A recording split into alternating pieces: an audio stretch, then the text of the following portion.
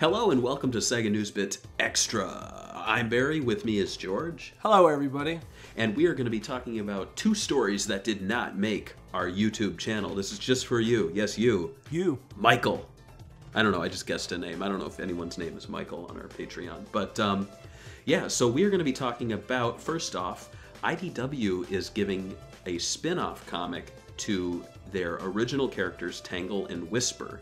This would be the first spin-off comic that SEGA has released, or SEGA with a comic company has released, for a character not from the video games since, I want to say, 1996 with Princess Sally. That's pretty crazy. And also, I don't know, I think it's kind of crazy that they're giving a spin-off comic so early in the run to these two characters, but what do you think about this breaking news? I don't think it's very out of the ordinary for IDW to do something like this. I think they did this with the TMNT stuff. I mean, first they focused on all the turtles and Shredder and or whatever villain was going on at the time. But I think they also gave the New Mutants or whatever they called it on there, where it's like a turtle and I forgot what the guy's name is, like the cat Bobcat. That are mutants. They got their own book for a while, so it's not out of the ordinary for them to do this. And I think it's pretty cool. I mean, if you think about it, we already know who Knuckles is. We already know who all these characters are. So now we're seeing these two characters, and we could basically, anything could happen in these books because there's nothing written there already. There's no guidelines to what it is to be these two characters. Right. Yeah, that's a good point. And also, I think it's a good idea to do this because if there are people who just, aren't huge fans of these original characters, then you're not spending 6 issues giving their backstory or doing an adventure with them. You can check out the spin-off comic, learn more about them, and then when you dive into the main comics, you get your Sonic, because it's called Sonic the Hedgehog for a reason. And I do know that with Archie, they had a second series called Sonic Universe, and that was used for the secondary characters. And what I think they're probably going to do is we're going to have and Marvel does this too, where they'll have ongoing miniseries. So you'll get Whisper and Tangle, and then maybe down the line we'll get a Metal Sonic miniseries, might get a Knuckles miniseries. So it's just a way to expand the storytelling and focus on other characters without taking away from Sonic's spotlight in the main book, which I think was a problem during the Archie era for a time. You'd be reading it and you're like, who the hell is... Remember that there was Nate Morgan in the Archie comics, and he looked like if Morgan Freeman was a little person. Really? Okay. There was a duck doctor named Dr. Quack. There were tons of secondary characters. I think Dr. Quack. I like that one. Dr. Quack, yeah. I think in this case, they are making the characters look like they would be of the games. So instead of having a Dr. Quack, they would have like she fights and she has a tail, or this one uses wisp powers. And I like that because they fit more in with the universe. If they want to make a game, I think it would be smart actually to make a game based on the comics. With a other developer. What would you think about that? So it would be kind of like Sonic Boom? I guess, but instead of doing that, they would actually be using a pre-existing story, characters and story we have, and give a game to them. I'm always up for that kind of stuff, but isn't the whole idea right now that Sonic is trying to stay focused? But this is sort of in the same universe as Sonic Forces, so at the same time, they could bring elements from the comics if they really wanted to, right? That's true, they could. Ian Flynn said that the games are canon to the comics, but the comics aren't canon to the games unless SEGA says so. Unless SEGA's like, let's put Tangle in the games. And they did do that with the Freedom Fighters. They made a short cameo, or brief cameo, in the Spinball game.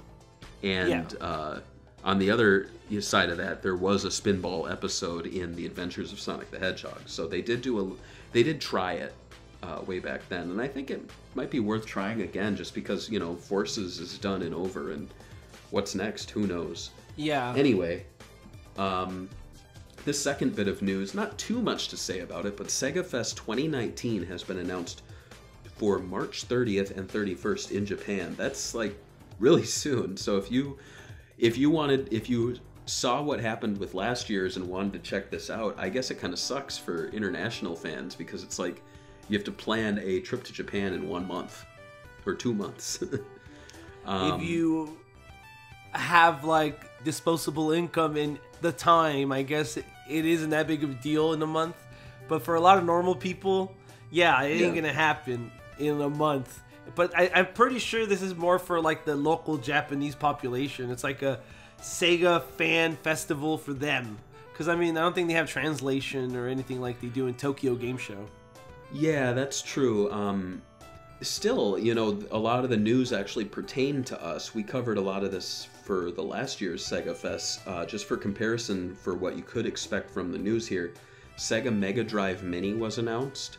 Yep. SEGA Ages was revealed, or at least some titles. Mm-hmm. A new Sakura Taisen game was revealed, and they had, I believe, the Japanese release of Shenmue 1 and 2 announced. So what do you think they're going to be showing off this year? This year, I think they're finally going to reveal the Mega Drive Mini, like what it's going to have, what games, and the release date.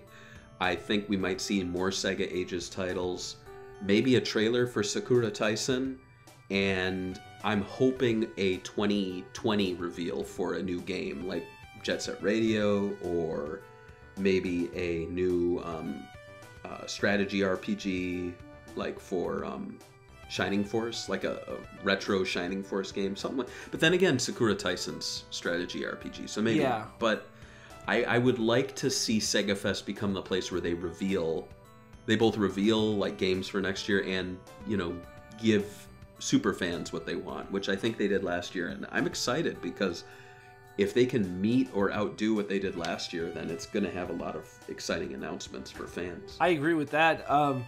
The only thing I would want to see is something like representing more of the Dreamcast, because it's the 20th anniversary this year in the US. It'd be cool if they have some surprises that deal with the Dreamcast, because I think it's a pretty important milestone for that console, and I think Sega not really saying anything about it, at least so far, it's kind of tragic, but yeah. Yeah, I feel like at most we're going to get a Sega shop, like Dreamcast coffee mug or something. Yeah. Another thing that could be revealed is Virtua Fighter, a new Virtua Fighter. You never know. Yeah, you never know. I mean, I would like that, but everybody tells me to stop dreaming, so I'm going to stop dreaming about this. Just be real. We're not going to get any games. Nothing. Yeah, right. No more games. So that pretty much does it for the Sega news this week. But who knows? There might be more on its way after we record this. I hope something big drops because I'm cold and I want news. Before we wrap this up, is there anything else you wanted to add, George? No, that's it. We'll see you guys next week. Bye. All right. Bye.